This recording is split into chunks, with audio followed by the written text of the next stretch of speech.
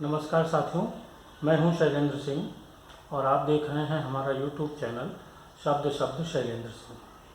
आज हम इस चैनल पर कैंसर जागरूकता के लिए बात करने के लिए आए हैं नीलम वैश्य सिंह जी के पास। वो अपने कुछ अनुभव बताएंगी कि उन्होंने कैसे इस बीमारी को फेस किया है और किस तरीके से कम बैक करके नए लोगों को इसकी जागरूकता के बारे में बता रही हैं। हम आपकी मुलाकात कराते हैं नीलम सिंह जी से। नीलम सिंह जी, नमस्कार। आप सबसे पहले तो ये बताइए कि कैसे आपने अपना करियर शुरू किया फैशन की फील्ड से। अच्छा, ये है शिलिंग जी, हमने अपना कोर्स जो है बॉम्बे से किया था, एक अच्छे रेप्यूटेड इंस्टीट्यूट से। उसके बाद फिर वहीं पे हमने कुछ अच्छे डिज़ाइनर्स के साथ काम वाम किया, उनके एज एन टीम की तरह काम किया, फ्रीलांसिंग की। उसके बाद फिर वहीं पे हमने अपना टीचिंग का भी जॉब कुछ साल बाद ले लिया। लखनऊ आए, लखनऊ में भी एक स्टोर स्टार्ट किया था पर्पल पाइन के नाम से, और वो भी बहुत अच्छा सक्सेसफुल था। मतलब वो उस समय का शायद वो फर्स्ट ट्रेंडी स्टोर रहा होगा लखनऊ में, क्योंकि उस समय कुछ कोई मॉल कल्चर नहीं थे, कोई डिज़ाइनर स्टूडियोज़ नहीं थे। तो अच्छा करियर रहा है। और क्योंकि बॉम्बे में एक डिकेड हम पूरा समझ लीजिए रहे हैं, 10 साल के करीब, तो एक कहा जाए कि जो एक अपब्रिंगिंग है हमारे वहाँ के कल्चर से मेनली हुई जी। उसके बाद काफ़ी साल तक करते करते उसके बाद फिर शादी वादी हो गई, तो उस फील्ड से थोड़ा सा पॉज ले लिया। हाँ, लेकिन टीचिंग जो थी यहाँ पे लखनऊ आके, फिर यहाँ पे भी कुछ अच्छे कॉलेजेस में वही फैशन मर्चेंडाइजिंग और डिज़ाइनिंग का टीचिंग जो भी थी as a lecturer I work. तो ये रहा है आज तक का मतलब करियर को अगर देखा जाए। अच्छा, शादी के बाद आपकी लाइफ में जो चेंज आया मेडिकली, हाँ, उसको कैसे फेस किया आपने? शादी के बाद मेडिकली तो बहुत नहीं, तो चलिए, आप जब फैमिली आपकी बढ़ती है तो जो आपके बॉडी में चेंजेस हैं या कुछ है, तो 2-3 साल तो आपको इनिशियली आपको देने पड़ते हैं, वेदर अ न्यू फैमिली, और या तो आप अगर आपका कोई चाइल्ड हो रहा है तो उसको आपको देना पड़ेगा। तो 3 साल आप कुछ नहीं देखते हो, कुछ आप सोचते नहीं हो। सो मेरी डॉटर जब आप समझ लीजिए उसने प्ले स्कूल जाना शुरू किया है, फिर वहाँ से वापस मैंने अपना करियर जो है वो फिर से, but then that was part time, that was not full time कि मैं बाहर निकल जाऊँ सुबह और रात को आऊँ। ये नहीं हुआ। जो भी किया 2-3 घंटे के लिए किया, जब तक वो स्कूल में है या कहीं है तब से। तो जो कैंसर जैसी जो बीमारी का आपको सामना करना पड़ा, कैसे हाँ, पता चला? ये तो बाय लक हम कहेंगे, बहुत ही कहेंगे गुड लक थी या मेरी, या ब्लेस थे कि हमें तो कोई इसके सिम्टम्स नहीं थे, कुछ नहीं थे, सिर्फ वेट लॉस शुरू हो गया था। एंड क्योंकि हम शुरू काफ़ी सालों से योगा, पावर योगा कर रहे हैं, मैराथन्स में पार्टिसिपेट करते थे। इनफैक्ट जो मिलिंद सोमन का पिंकथॉन होता है, तो उसमें भी हम चले जाते थे बॉम्बे। अपने फ्रेंड्स, क्योंकि हमारी फ्रेंड है वो उसमें एम्बेसडर भी हैं, तो वो भी पार्टिसिपेशन का काफ़ी शौक रहता था, तो उसके लिए भी हम चले जाते थे। तो वो फिटनेस फ्रीक तो रहे सालों से। I was conscious about my looks and body structure. लेकिन अचानक मुझे वेट लॉस होने लगा काफ़ी टाइम, मतलब I must have lost around 8-9 kgs अचानक, वो भी कुछ महीनों में। तो आई वो से कि ये द रूटीन इज सेम, खाना पीना सेम है। तो आई कंसल्टेड माई फिजिशियन, तो उन्होंने कुछ हमारी बातचीत के दौरान, कुछ उनके डायग्नोसिस के दौरान उनको ये चीज़ थोड़ी सी, मतलब कुछ चेकअप करते करते उनको ये लगा कि ये देयर इज समथिंग अनयूजुअल। फिर उन्होंने हमें कन्विंस किया कि आप भाई कन्विंस कि आपको ये टेस्ट कराना है, मेमोग्राफी करानी है। मेमोग्राफी कराया, मेमोग्राफी में भी कोई भी पॉजिटिव मतलब निकल के नहीं आया, मतलब पॉजिटिव इन द सेंस कि ये नहीं क्लियर नहीं हुआ। देन ही अगेन कन्विंस कि आप यूएसजी कराइए।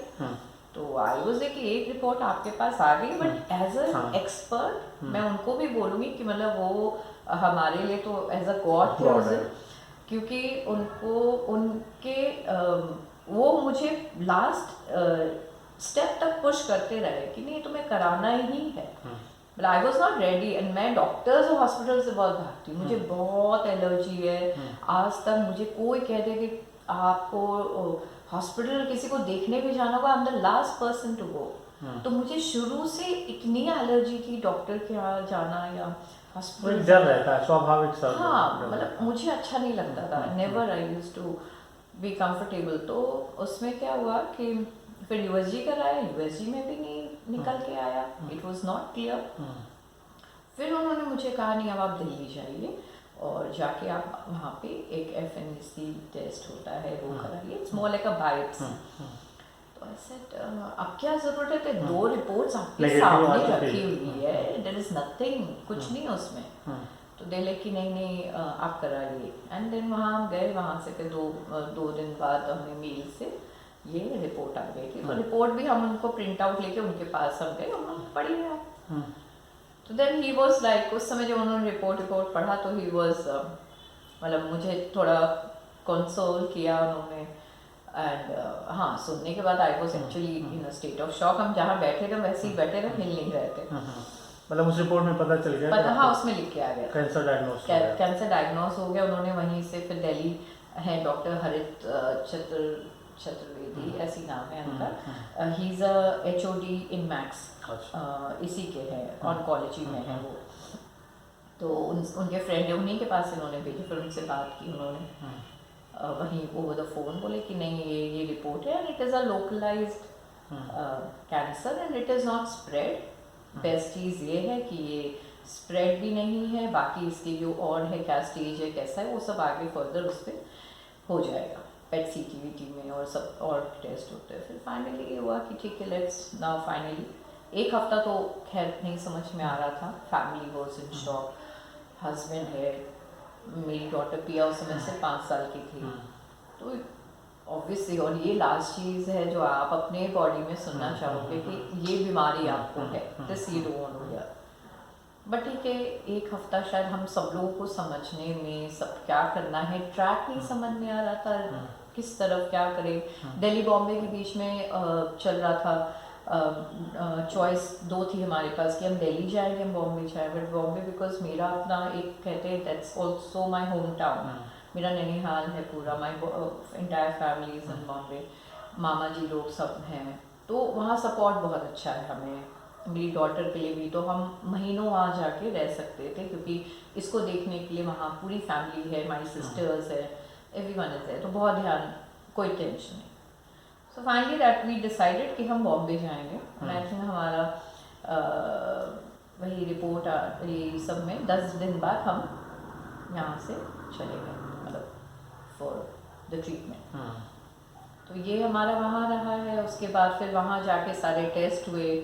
जो हमारे सर्जन है one of the best, he is a Padma Shri awarded. Tata मैंने पहले ही मना कर दिया था, मुझसे पूछा तो मेरे हस्बैंड ने, he give me the choice कौन से हॉस्पिटल जाना है तुम ये बता देना, what you, because she knows I am very finicky, मुझे हाइजीन चाहिए, मुझे आई कैन नॉट। तो आई सेड नो टाटा, बाकी आप देखो। Then one of very good Asian cancer hospital है, अभी कुछ साल पहले शायद वो बना है, जसलोक, टाटा एंड हिंदुजा, और ये सबके अच्छे अच्छे सीनियर डॉक्टर्स वहाँ बैठते हैं। लाइक डॉक्टर अडवाणी जो इंडियाज बेस्ट हैं, he is a clinical on call you know doctor. And then हमारे जो डॉक्टर सर्जन थे वो आपके देश पांडे, डॉक्टर देश पांडे, इज़ अगर पद्मश्री अवॉर्डेड। तो वो उनको उनसे अपॉइंटमेंट लाइन अप हो, उससे पहले 2 दिन पूरे टेस्ट हुए, ओल्ड बॉडी चेकअप, ये रिपोर्ट्स लेके हम पहुंच गए।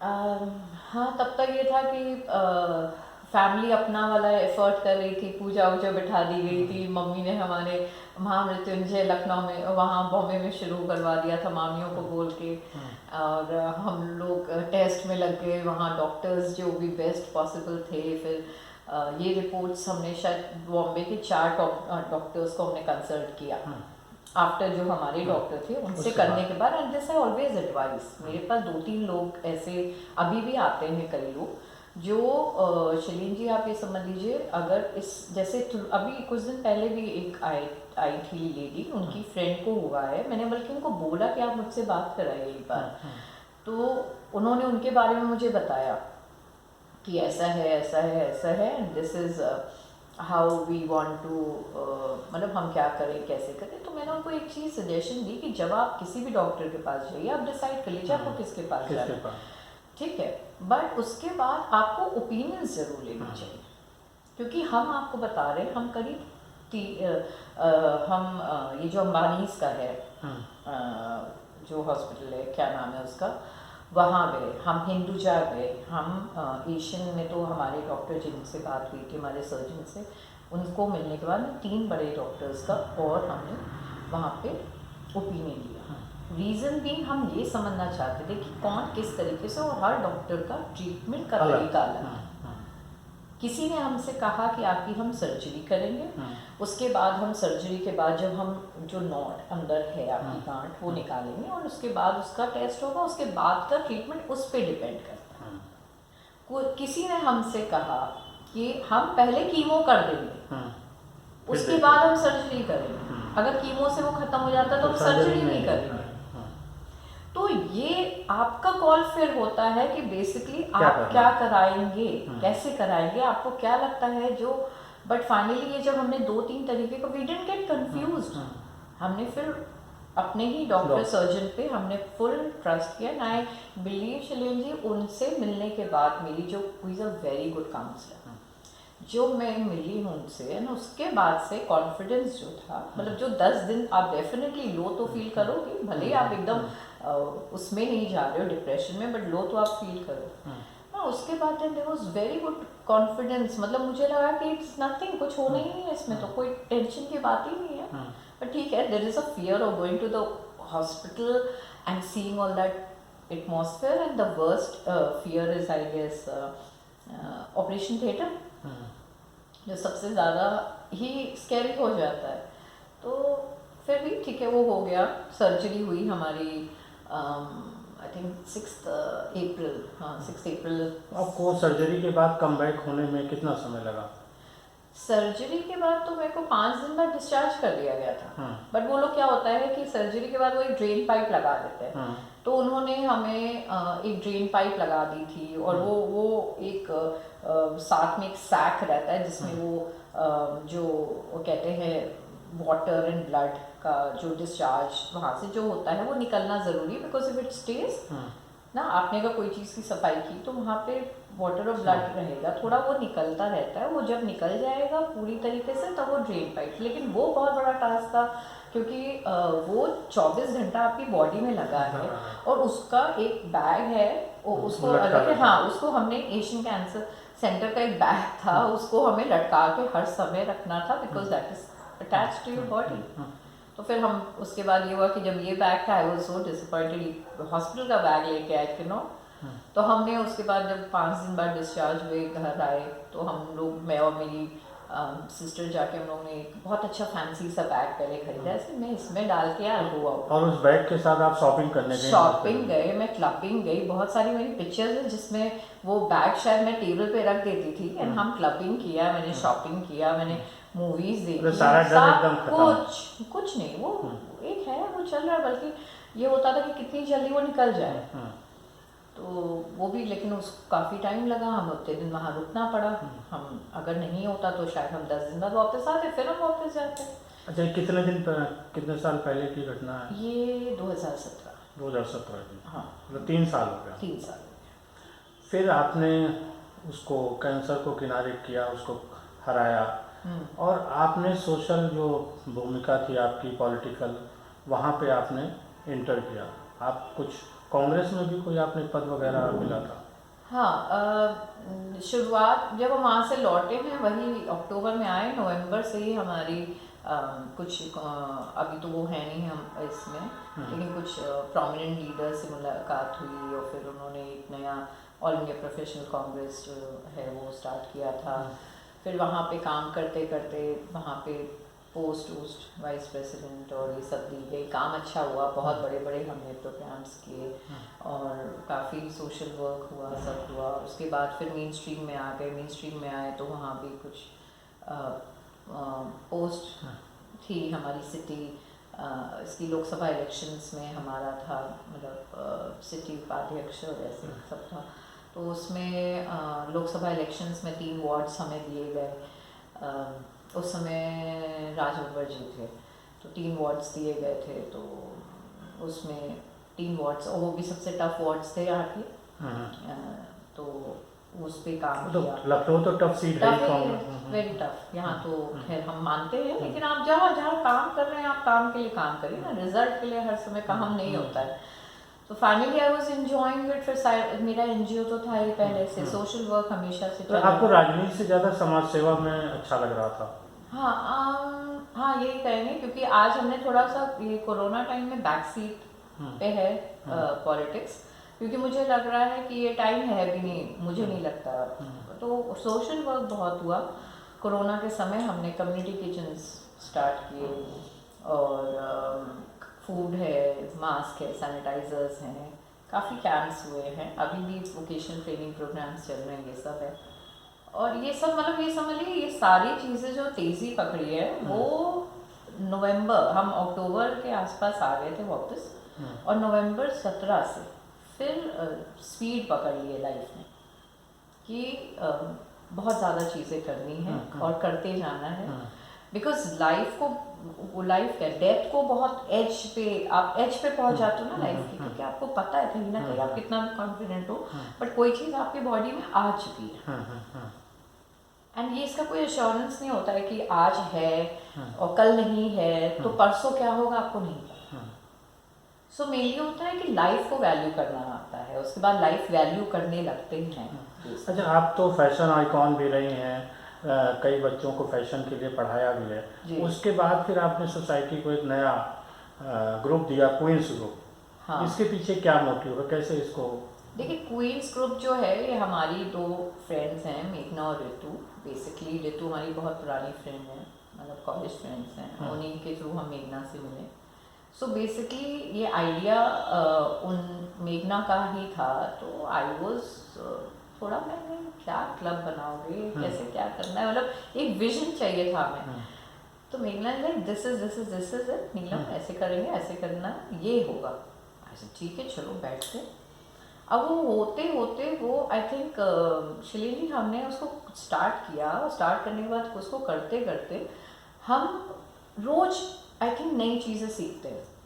और हमारा मेन पर्पस ये था कि लेडीज़ जो हैं यहाँ की, इनको खुश रखना है, एंटरटेन करना है, और प्रोफेशनल्स जितनी हैं लेडीज़ उनको प्रमोट करना है। बेसिकली क्वींस का ऑब्जेक्टिव यही है कि भाई जो लेडीज़ हैं उनको बाहर निकालिए, अपनी जो भी लाइफ में है वो आए, इंजॉय करें, और हाईलाइटेड हो जो प्रोफेशनल्स हैं उनके बिजनेस को प्रमोट करें, उनके काम को प्रमोट करें। So that was a purpose. अच्छा, आपने कैंसर जैसी बीमारी को हराया है, फिर उसके बाद आप मेन स्ट्रीम में हैं, आप एक्टिव कैसे रहती हैं? मतलब फिटनेस के लिए आप क्या क्या करती हैं?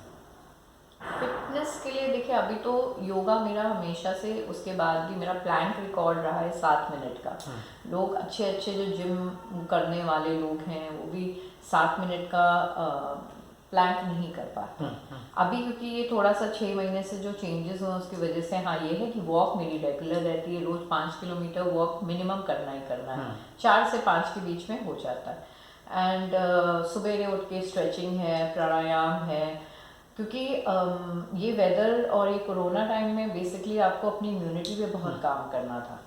तो ये सब कुछ इतना डिफ़िकल्ट नहीं हुआ है, बट ये है कि हाँ वो जो एक रेगुलर हम थे लाइक पावर योगा और इसमें, तो वो सब थोड़ा सा ब्रेकेज हो गया बिकॉज क्लासेस बंद हैं आज। हम लोग तो रोज आए मोहित सर को सर क्लासेस स्टार्ट करिए, महानगर हो गए, यहाँ करिए, तो all this is there. But I think आप अपना अच्छा डाइट रखिए, एंड सबसे इम्पॉर्टेंट है मेंटल हेल्थ, जिसके बारे में भी हम लोग आप और हम बात भी कर रहे थे। Because I believe mental health जो होती है या स्ट्रेंथ होती है बेसिकली, ये आपके लिए सबसे इम्पोर्टेंट है। हम तो यही बिलीव करते हैं, क्योंकि आपकी बॉडी हो, आपका फेस हो, आपके आईज में जो स्पार्क है वो सब इसी से इफेक्ट होती है। आपकी लाइफ है, आपके बच्चे हैं, और आपकी जो प्रोडक्टिविटी है, जो आप काम करने में जितने आप सक्षम है, और आप अगर दिमाग से अगर आप कमज़ोर हो गए तो वो वहाँ पे इफ़ेक्ट कर जाएगा।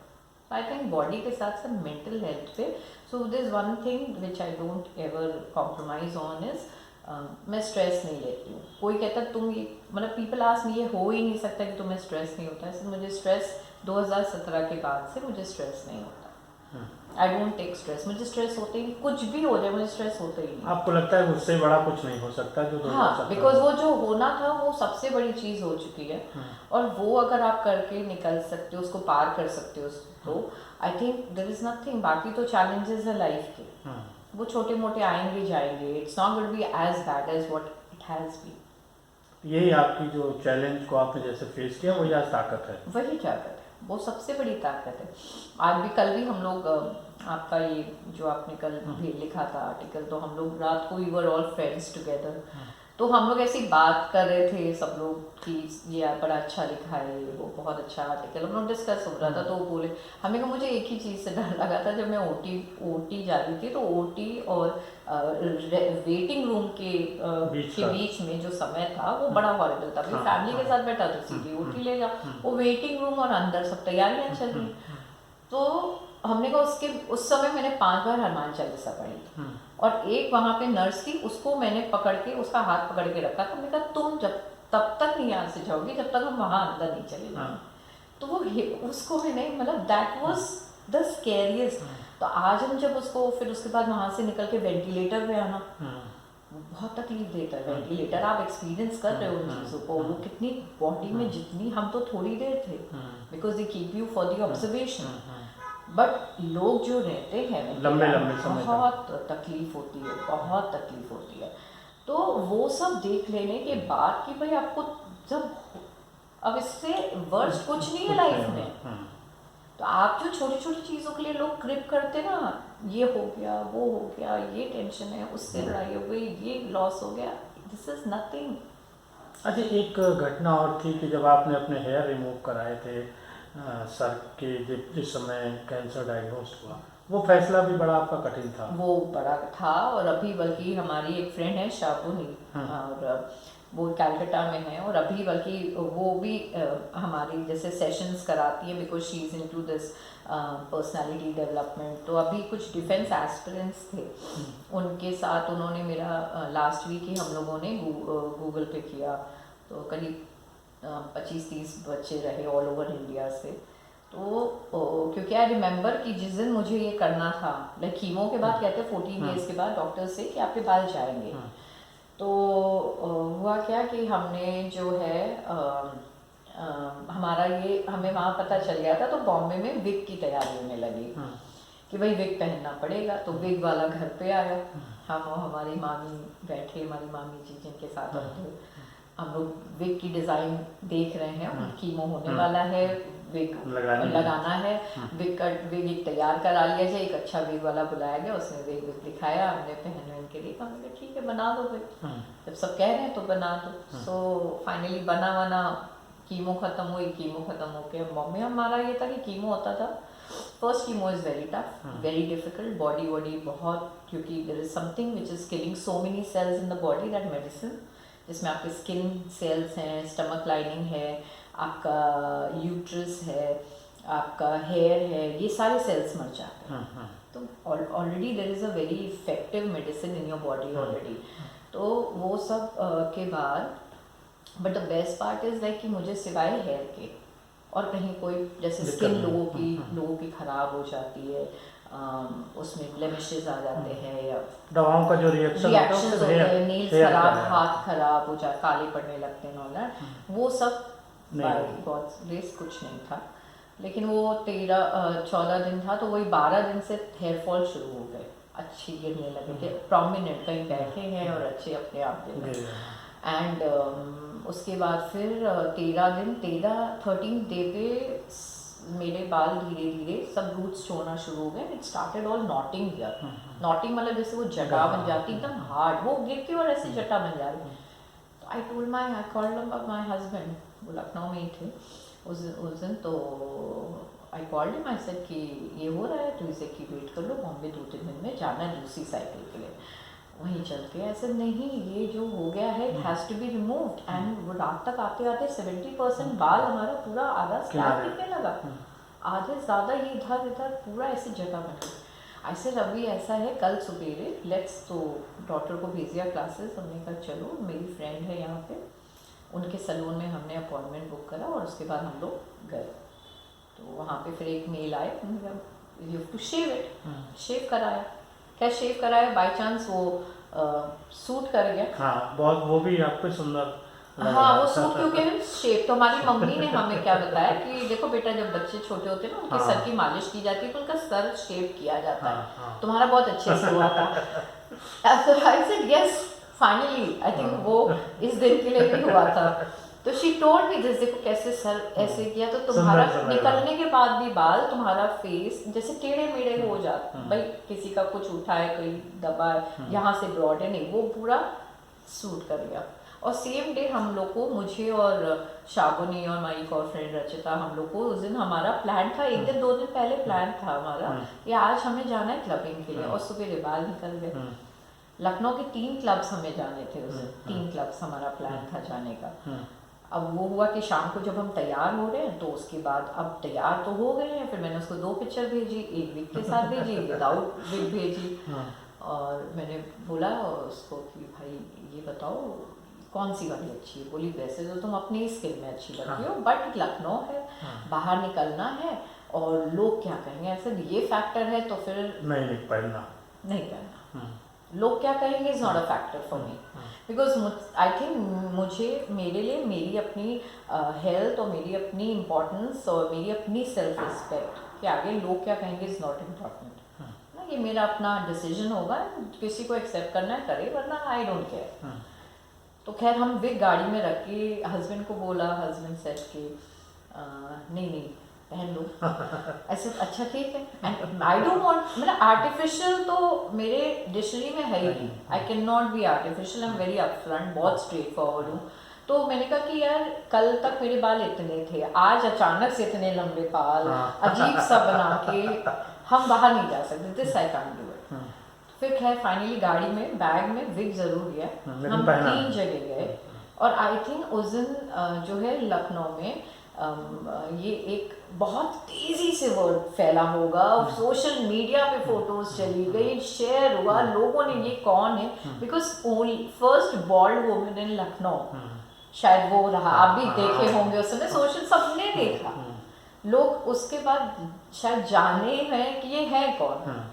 वो एक कहते हैं ना, एक मतलब ब्लेसिंग इन डिस्गाइज वाली। हमें तो ये लगा था कि आपने फैशन में कराया, फैशन में बहुत लोगों ने सोचा। फिर मेरी किसी से बात हुई तो उन्होंने बताया कि नहीं ये है, तो मुझे अपने पे लगा यार देखो वो तो इतनी दिक्कत में है और मुझे फैशन नहीं, बहुत लोगों को ये लगा, बहुत लोगों को ये लगा। जैसे हम कई बार गए हैं तो लोग हमसे मिलने आए हैं, एक और कोई हैं यहीं पे हैं, DJX रहे हैं, बहुत सीनियर हैं, वो भी बाल नहीं रखते, तो वो मुझसे आए मिलने के लिए। I like it because you and me we match, I said yes I know we match. तो ही मतलब उनको ये लगा कि ये फैशन, बिकॉज सही से लगता ही नहीं था कि कैंसर है या रहा है। तो ये भी एक हिम्मत का, बहुत हिम्मत का। हाँ, मैंने उस दिन हम लोग गए हैं क्लब्स में, तो हमारे बहुत जानने वाले लोग दिखे हैं, दे वर स्टेयरिंग एट मी। और सबसे फनी चीज़ है शलील जी, आप मुझे जानते हो, अगर आज मैं बाल के बिना खड़ी और कमेंट मीट मी से हाय, तो आप इतना ऑकवर्ड क्यों फील कर रहे हो, मुझे नहीं हो रहा, why the hell you feeling awkward.